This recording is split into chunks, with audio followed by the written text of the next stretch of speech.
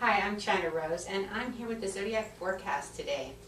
Tonight we're going to take a look at the sign of the times where the planets are. We have a new moon solar eclipse happening in a couple of days. And while that's going on, we have a lot of other planets making transits and changing their aspects. How this will influence the animals on the larger wheel or the equatorial belt is going to be determined in a later date. What's happening now is the early stages of an incubation phase, a phase that will be played out over the course of the next few years, but because we've got some really big heavy-hitting planets involved that have long-ranging, very, how do I want to say it, implications, then I know that it will take quite some time before we see the full expression of the influences that are coming into play. So if you can imagine an engine turbines that are just beginning to get rolling, and as they get spinning and spinning faster and faster and faster, then the things really begin to move and kick into gear and shift forward.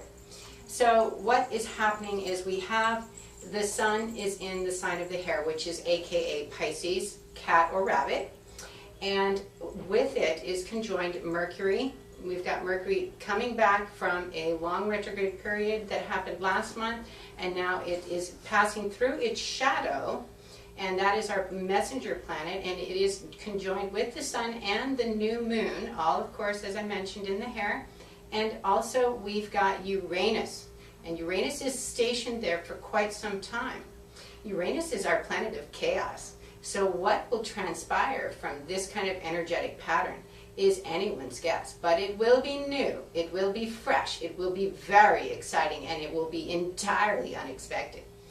Also, along with that, we have Jupiter, of course, still conjoined with Pluto, the planet of fate, and again, it's a dwarf planet now, but we don't call people that are small something that they're not. So from my perspective, the current situation with that planet is a dwarf planet is still, after all, a planet, just like people are still people. What else is going on? Well, a lot. Mars is now sitting in the sign of the Tiger, aka Aquarius, and that is going to make a big difference for the Brotherhood, for visionary work, because Mars is sitting there now, and Neptune is our planet of harmony. When it goes retrograde, when it has a backward spin and in our geocentric view appears to be behind us in some sense, we like to think of it as the planet of illusions, where lots of things are going on behind the scenes. And that is not what's really going on with that planet right now, partly because it's in a full force motion. In fact, we've got all direct planets with the exception of Saturn. Saturn's sort of sitting alone out there in the monkey, which is all the way out in the west. And that brings to the topic something that I would like to talk about. With the planets that we have sitting now, we have a full blast east-west connection. That east-west connection will continue to bear fruit in ways that we can only begin to imagine now. So with Saturn retrograde and all the other planets forward, direct, that means they are all, if you look in space, going farther forward ahead of our planet towards the sun, then you will know that that's a big, huge thrust. It looks like out in space that we've got motion that will be influencing our thoughts, our ideas, our actions, and the way we perceive things. So the moon, which represents generally our moods, is having a new moon in 2 days.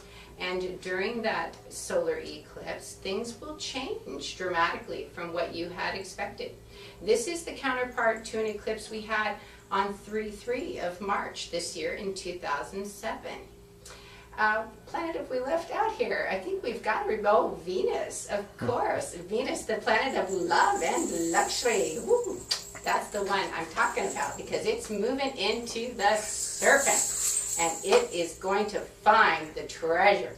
With that, I'd like to thank you for joining me tonight with the Zodiac forecast, and I hope to see you again soon.